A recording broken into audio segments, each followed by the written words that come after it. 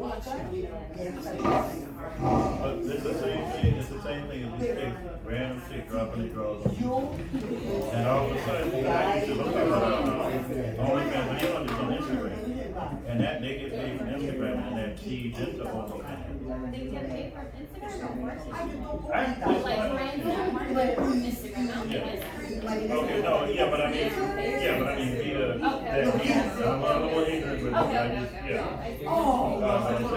there's a whole thing. And just like that, I was right back where that all started.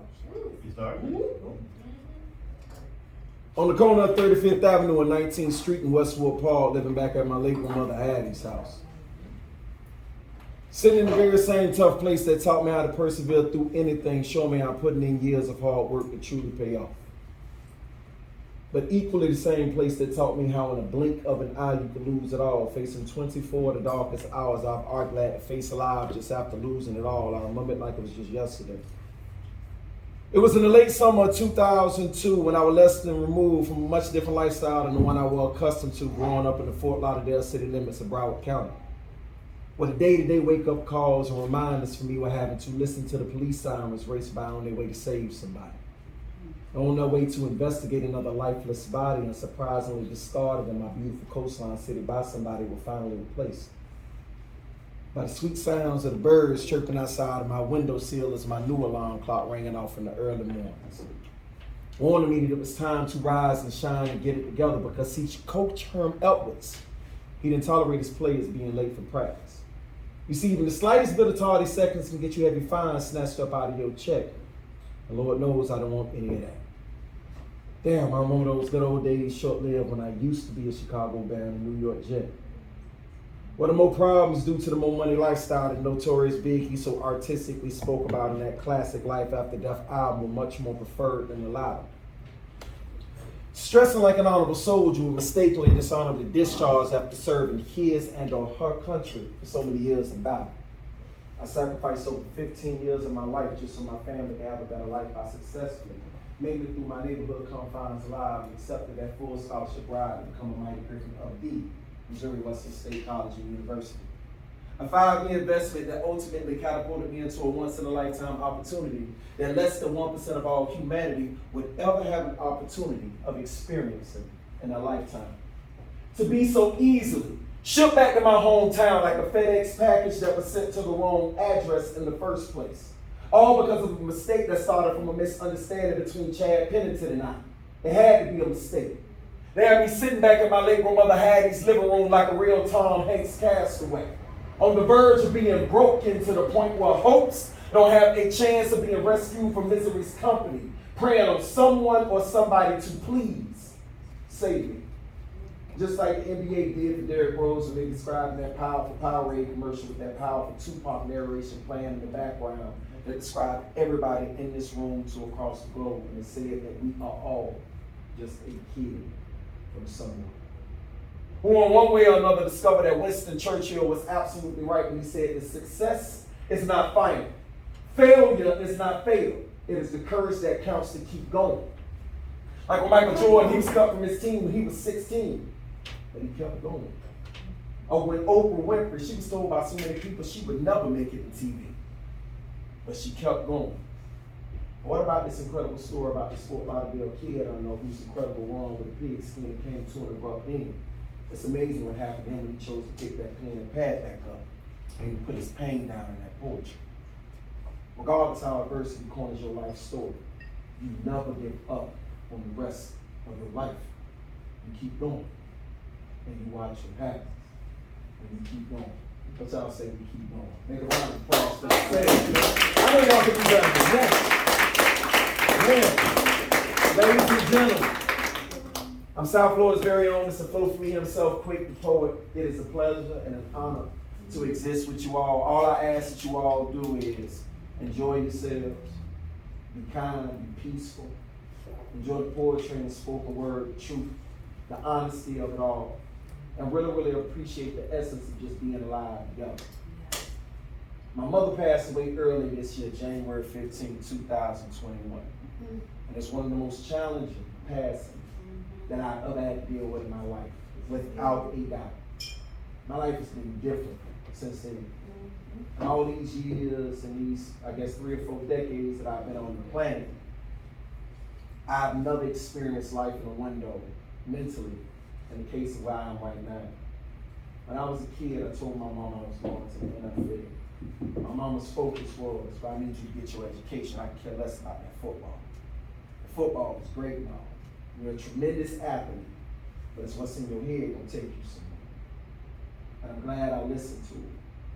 Because the truth is, treasuring life beyond all things and other things that we have is love and loyalty and unity amongst each other. And if people focus on that more, this world in itself will develop into a better place. You do your part in being a good person, regardless of how the rest of the world operates. I don't want to settle that. I don't care if everybody else chooses otherwise. There's one thing that I carry moving forward, thanks to my mother. That's my humility and that's my love for people. I don't care what your nationality is. I don't care what your sexual preference is. I don't care at all about your gender. I don't care where you're from. I care about people in general. And that's how I live my life. Everybody get an A up front for me. You got to turn that into an F. So let's not turn that into an F. Let's stay love with each other. And we have a great time. That work for you all? So one more time, we're going to give a round of applause for each other. So that first poem for you all is called Going Back in 60 Seconds. Because it only took 60 seconds for me to make a mistake and then I failed to cost me my career. And I ended up back here in South Florida. I had to face myself and my adversities as a whole. And actually took on the secondary dream that I didn't think would end up saving my life. Poetry and spoken word. Who would have thought that? The same kid that did it in 3rd grade, the same kid that used it when I was being bullied as a kid and all. You know, before all of the confidence really got in place. I had to learn to become who I am. Who I am, I'm comfortable with that man. So that being said, ladies and gentlemen, let's transition into our next poem. A unique chapter I went through coming up as a poet. As a kid, one very fond of my color. What? As a kid. It took me maybe 4 or 5 years ago to really own up to the truth of how I felt about that. And I really love, women, respectfully stated. I always wanted a girlfriend, but I couldn't get a girlfriend. And I didn't get it. I wrote love letters and notes and all that stuff. I was the type of person, I like you. If you want to be with me, circle yes, or no, or maybe. And I like 20 or 30 young ladies, man. I ended up getting it was like, one young lady, she was really brass. So I was like, hell no. And there was one young lady who gave me a shot. And I learned a lot from her. A lot of good. But the truth is, I learned a lot more bad from her. Gotta be careful who give you hard to. Be very, very careful who give you hard to. Because they need to mutually take care of your heart in the same regard. So, segue into this next poem, I'll put it to you this way. You cannot properly love anyone at all if you don't know how to properly love yourself first. They say that experience is life's greatest teacher. And as far as relationship understanding, I've come to learn so much about companionship thanks to that incredible instructor who eventually taught me to see the truth.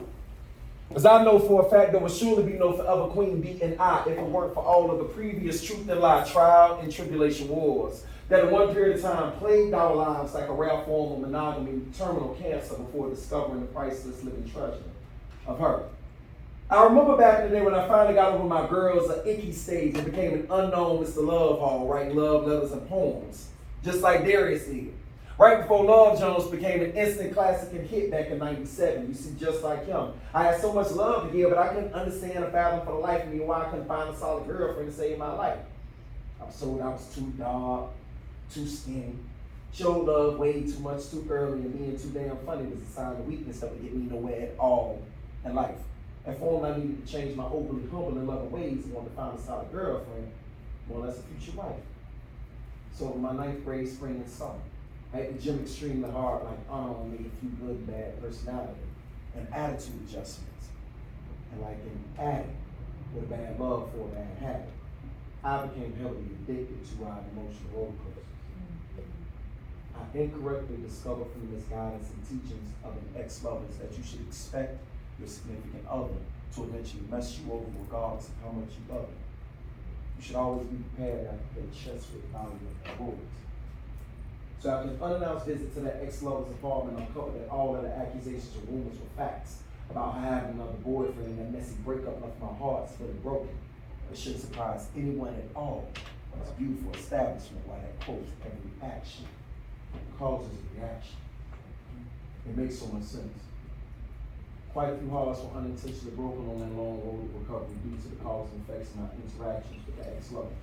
And for every broken heart, I am responsible for leaving discarded like dead carcasses on the serial trail of reasoning that lead all the way back to my love by the cemetery closet. I was never truly heartless. I was only interacting with you all like that ex-lover she taught me to be in order to be happy. And I'm sincerely sorry that you all became a necessary sacrificial pawn and an emotional game of recovery. The positivity recover who I used to be and ultimately help me capture my queen.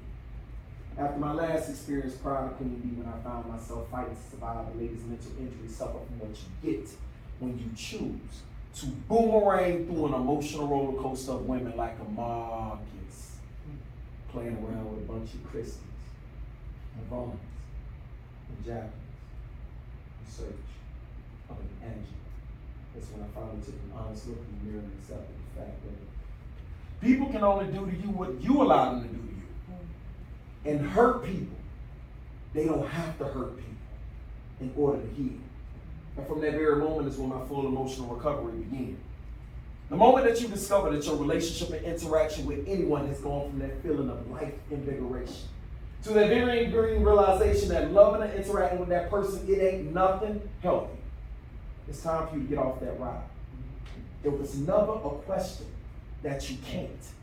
The question was always, will you choose to listen to your experiences and exit that ride before it derails while you are on it? And it's too late. If it sounds like hitting you on this establishment, exit before it's too late.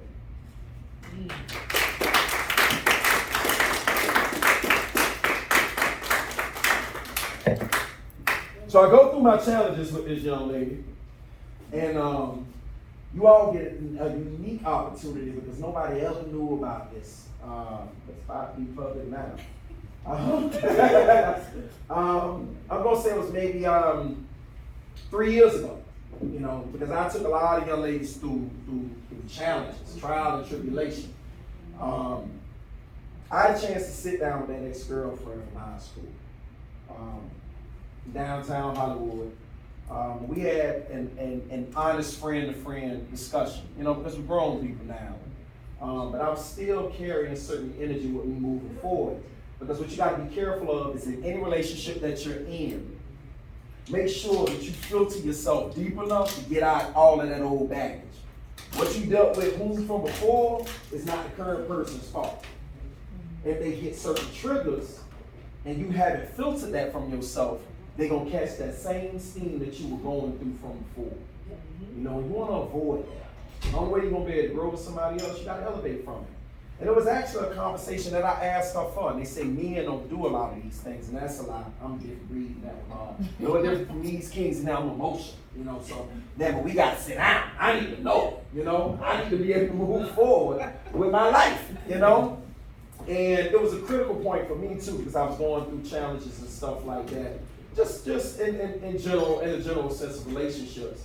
And when I had a chance to sit down with her, one of the best things she ever told me during that period of time was her honest humility.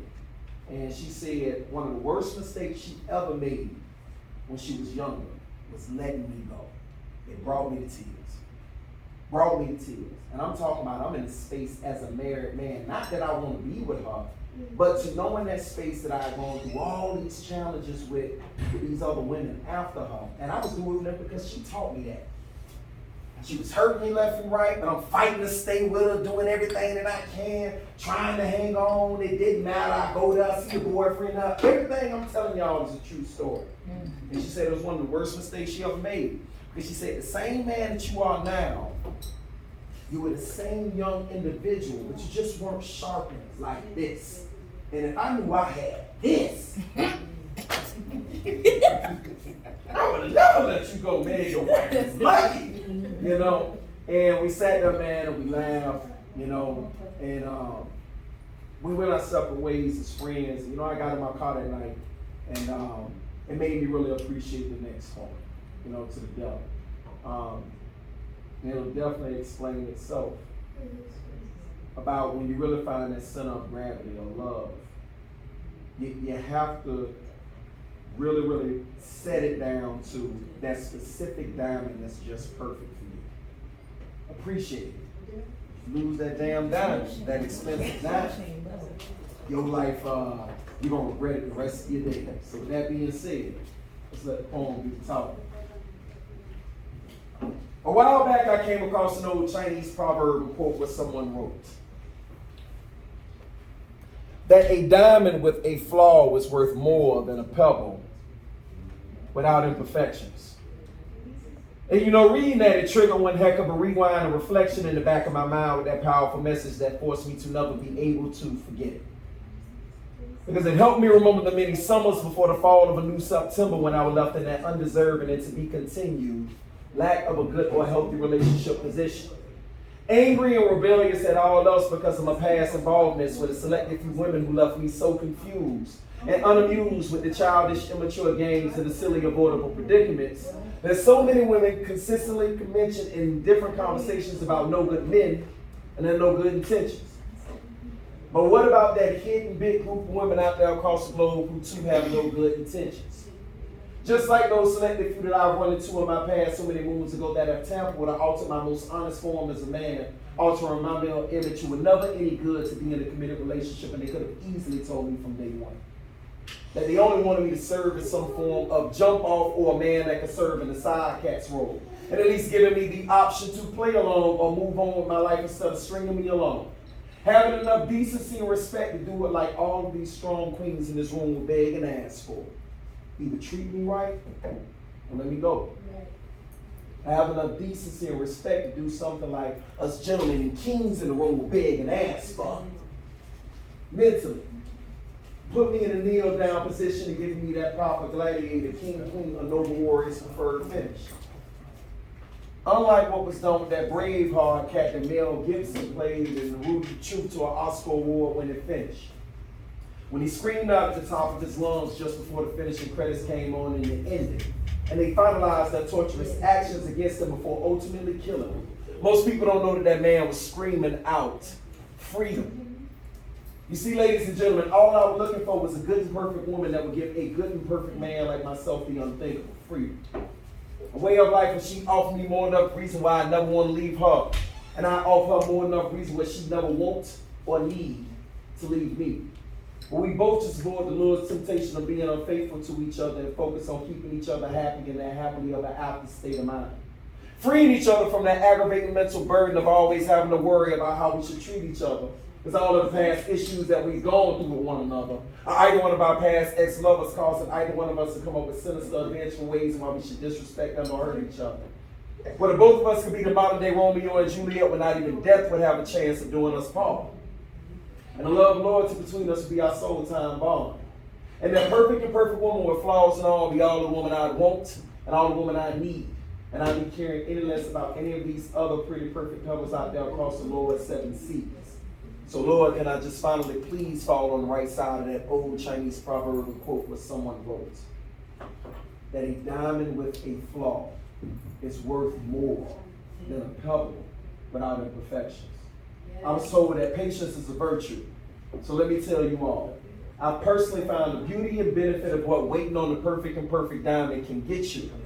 The very day and time I stopped wasting my time picking up and playing with all those pretty, perfect pebbles. Cheers. Cheers.